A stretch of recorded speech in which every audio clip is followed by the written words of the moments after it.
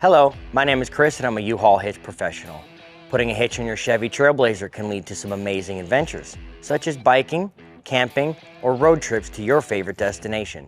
You can even tow a U-Haul trailer just about anywhere in North America. Now let's take a look at how to complete the install. You will need the following tools and supplies to complete this installation. For this installation, we will be putting our hitch on the bumper beam, so we need to remove the bumper fascia. Go ahead and open your cargo area and remove your taillights. Using a small flathead screwdriver, open the access cover, revealing a T15 Torx bit screw. You can now remove the taillight by gently pulling in a rearward motion. Now that we have removed the taillight, you will see it does not have a quick connect style adapter, but we've gotten it out of the way to remove the bumper, and that's what we needed to achieve. So I'm gonna get some zip ties, and I'm gonna zip tie a sturdy part of the light up here to get it out of the way.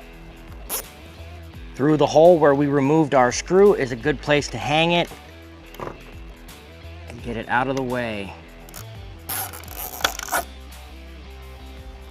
Repeat these steps for the passenger side tail light.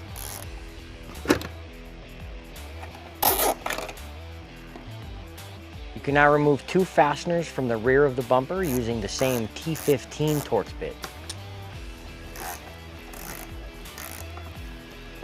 We're now ready to remove several fasteners underneath the fascia from the underbody. Two fasteners on the driver's side of the vehicle. One T15 Torx bit in the mud flap. Remove three fasteners behind the wheel well. You can now gently pry out the wheel well trim. There are three fasteners, but we do not want to go too far as there is a silicone sealant keeping the rest of the wheel trim in place. You can now use a 7mm socket to remove two fasteners from behind the wheel trim. You can now begin removing all your fasteners from the underbody on the passenger side.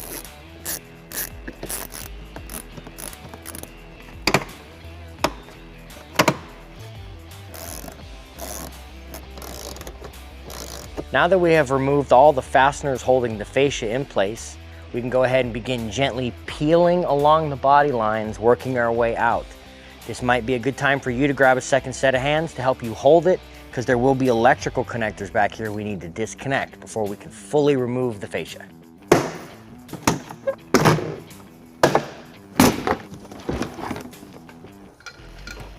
Disconnect these two electrical connectors. Remove the electrical connectors from the bumper beam. We're now ready to remove our bumper beam. We will do this using a 15mm socket and an extension of at least 4 inches or more.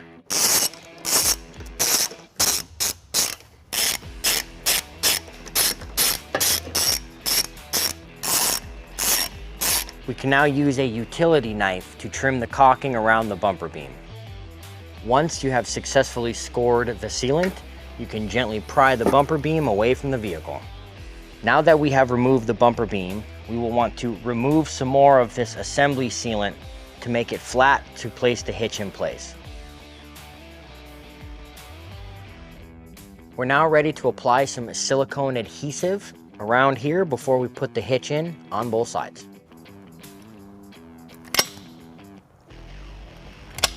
You can now raise the hitch and bumper beam into place. It may be helpful for you to grab a second set of hands, as this will be heavy, and affix using the previously removed flange nuts. You can now torque the bolts to manufacturer's specifications using a 15mm socket.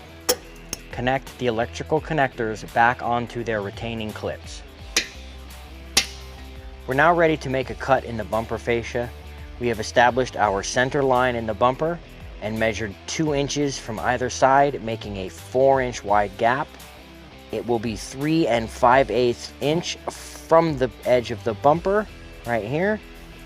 Feel free to use masking tape to help you make straight cuts, and then use an air saw to make your trim.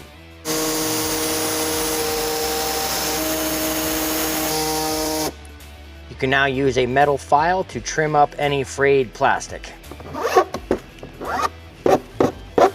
Now that we have trimmed the fascia, we're going to go ahead and apply some edge trimming to give that bumper a professional look. We can use some linesman pliers to crimp it in place when we go around some of these tricky curves.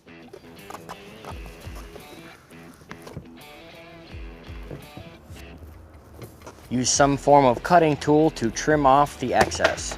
These final metal tabs that are exposed on the trim can be pulled out.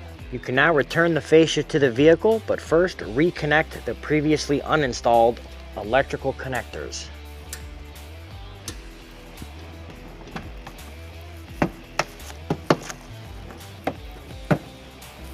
Now that we have successfully returned the fascia to the vehicle, our trim cut is good, looks great with the edging on there. We're now ready to return all the fasteners to the vehicle that we previously uninstalled.